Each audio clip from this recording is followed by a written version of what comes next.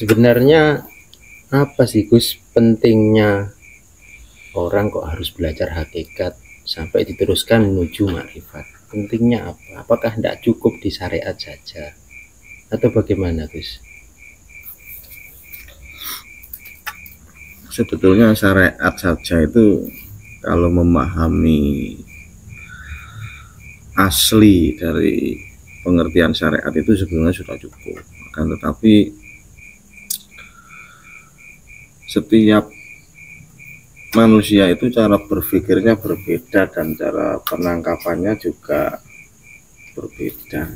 Makanya ulama atau Rasulullah pun ada tahap-tahap tertentu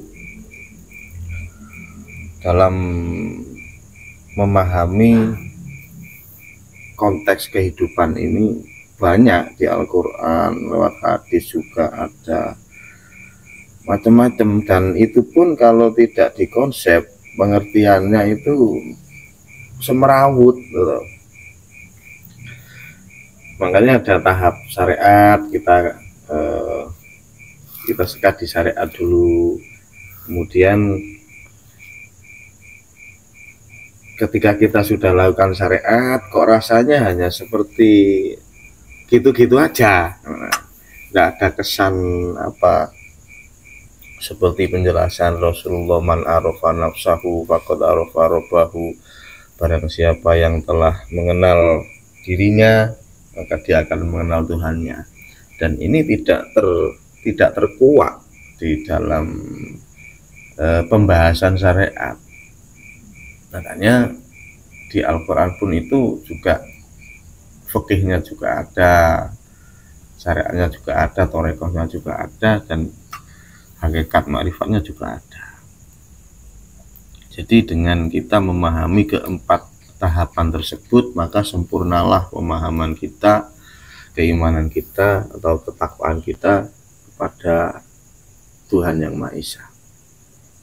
Kalau dari sisi urutan Gus, sebaiknya itu orang mempelajari agama itu, khususnya agama Islam itu apa harus dari syariat dulu, kemudian torekot baru hakikat, kemudian baru diteruskan lagi ke makrifat dan turun lagi ke syariat lagi, kemudian dilaksanakan secara keseluruhan, atau bisa tidak harus urut begitu. Mengingat bahwa dulu kalau kita melihat sejarahnya para nabi, kayaknya dari ketauhidan dulu. Nah ini yang bisa mempermudah umat lah sekiranya dalam mempelajari, bisa akhirnya mencapai ketenangan lah dalam hidupnya. Itu apakah harus urut Gus?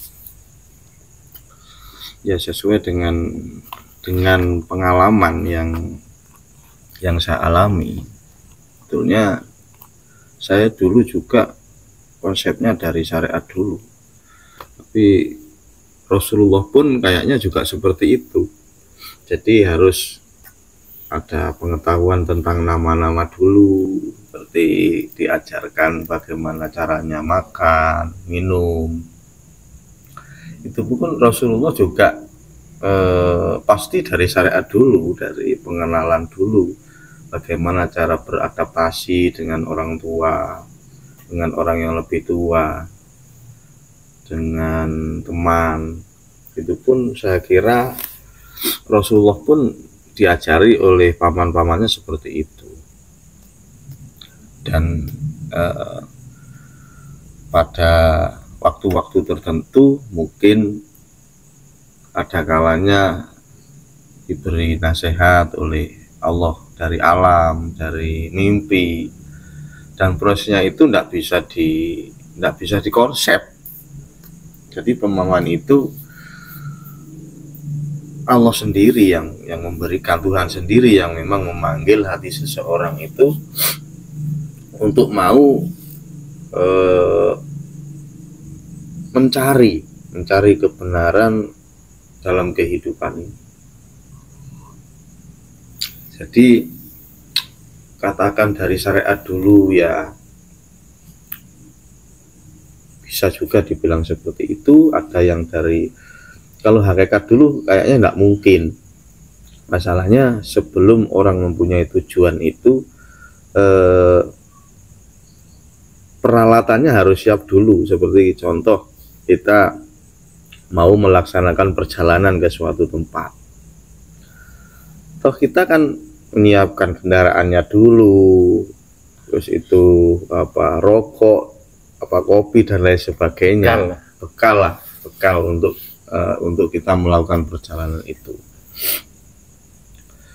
Jadi yang paling tepat itu ya memang dari syariat dulu, pengenalan dulu. Seperti walaupun itu mencari dari rasa, seperti Nabi Ibrahim itu kan kayaknya ini Tuhan. Setelah matahari itu muncul, maka Nabi Ibrahim ketika itu berkeyakinan, mungkin ini Tuhan. Nah, kan seperti itu. Nah, setelah matahari tenggelam, kalau Tuhan kan enggak bisa hilang. Nah, jadi berarti bukan ini, mencari lagi Nabi Ibrahim. Kemudian bulan muncul. Seketika itu dia meyakini kayaknya ini Tuhan. Nah, setelah pagi tenggelam, hilang rembulannya, bulannya itu. Nah, itu gagal lagi kan,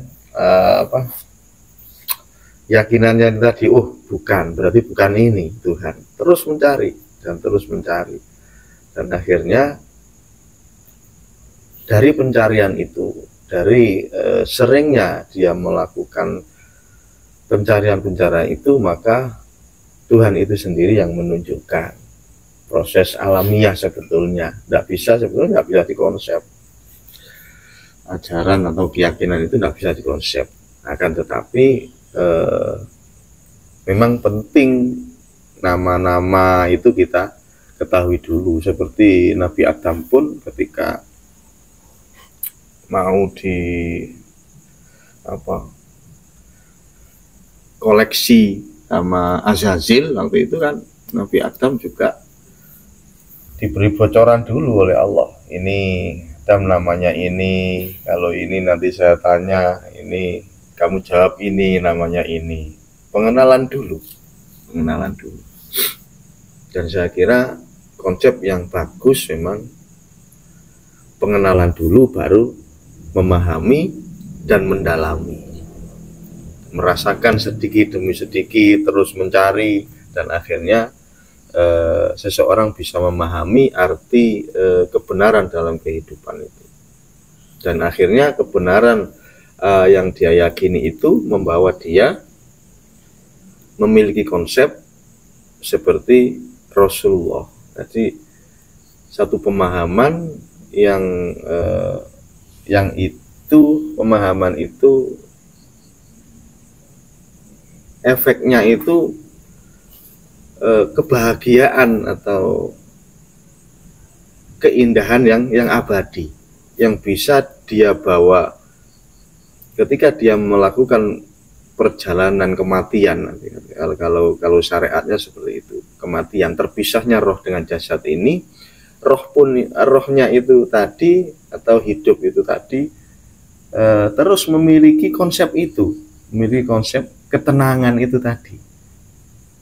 Jadi tidak bisa, pemahaman yang sudah dia dapatkan dari pengalaman perjalanan pencarian itu, dan akhirnya konsep itu persis sama yang dibawa oleh Rasulullah, maka hatinya sudah tidak ada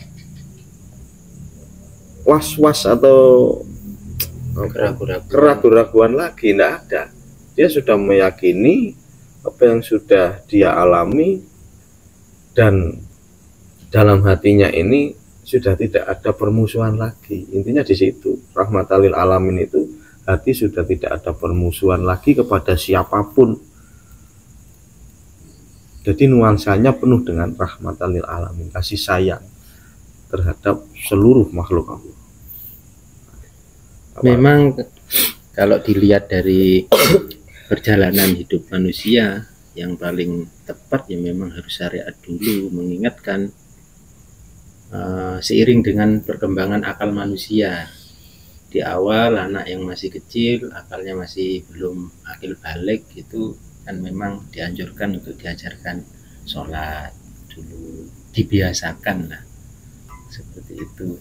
Jadi memang harus syariat dulu. Cuman problemnya di masyarakat itu banyak sekali orang-orang itu hanya berhenti di syariat saja, tidak mau melanjutkan apa dalam memahami belajar agama itu kan harus menyeluruh lah, holistik, lengkap.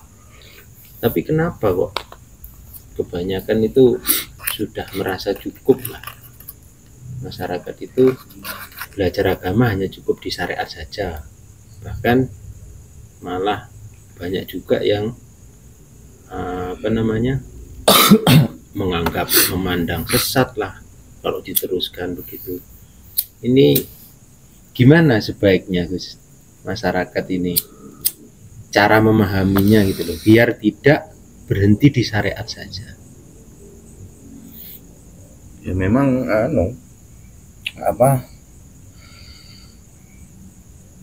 antara akal dan hati itu memang sering tidak ada tidak searah kayaknya. Sedangkan kalau akal itu berkaitan dengan hukum yang kelihatan, yang nyata, yang zahir. Akan tetapi dalam ajaran tauhid hakikat itu lebih mengepentingkan hati atau rohani kita. Dan ketika keduanya itu sebetulnya kalau kita sudah memahaminya, syariat dan hakikat tersebut, maka kesempurnaan itu akan kita dapatkan.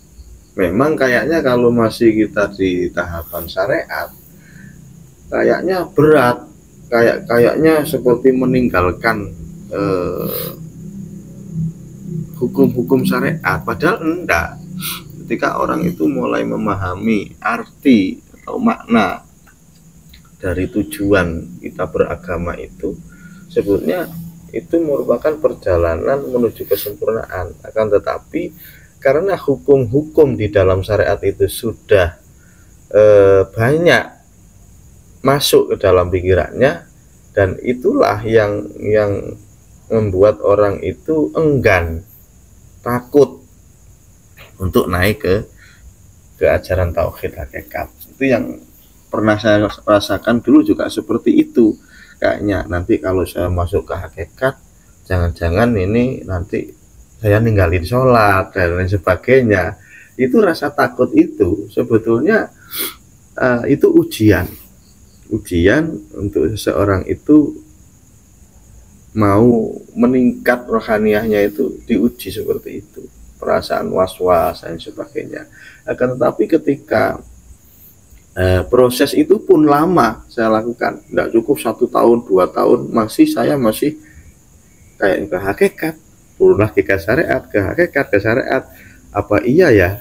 Nah, seperti ini. Setelah saya alami beberapa tahun, akhirnya saya menemukan kesimpulan dari pengalaman itu tadi. Seperti sholat subuh saya sering tertinggal dulu. Karena apa? Karena saya belajar hakikat, belajar thariqah, bengi harus malam harus zikir terus, wirid terus, lakukan wirid dalam malam. Tidur takut. Kenapa? Kalau tidur nanti saya tidak zikir. Nah, dan rasa itu harus dialami semuanya oleh seorang salik. Tidak cukup memahami saja, harus tahu prosesnya. Maksudnya syariat naik ke thariqah ke hakikat itu harus dia lalui. Kalau hanya dia memahami, hakikat itu seperti ini, berarti kesimpulan seperti ini, belum cukup. nggak bisa, harus melakukan perjalanan. Bagaimana rasanya torekoh itu harus dia alami dulu, kemudian oh memang benar saya harus naik lagi, bukan kayaknya masih belum itu. Nah baru dia merasakan, dia menemukan jawaban dari dia merasakan dulu. Iya, kegelisahannya itu bisa terjawab kalau dia praktek. Makanya dulu saya apa melek bengi, apa tidur aja nanti subuhnya biar ndak kesiangan gitu dulu itu. Terus saya lakukan itu juga telat lagi subuhnya, walaupun saya tidur subuhnya masih tetap telat. Nah, akhirnya saya ambil kesimpulan sampai subuh ndak tidur ya. Setiap hari seperti itu. Dan itu pun ada konsekuensi nanti. Paginya ngantuk, habis sholat subuh ngantuk. Ya enggak apa-apa, saya jalani aja dulu. Dijalani aja dulu. Enggak bisa mau kita enggak tidur malam terus bisa sholat subuh, bisa kerja, ya enggak mudah seperti itu. Ada perjuangannya juga ketika kita jaga malam supaya zikir kita banyak kepada Allah.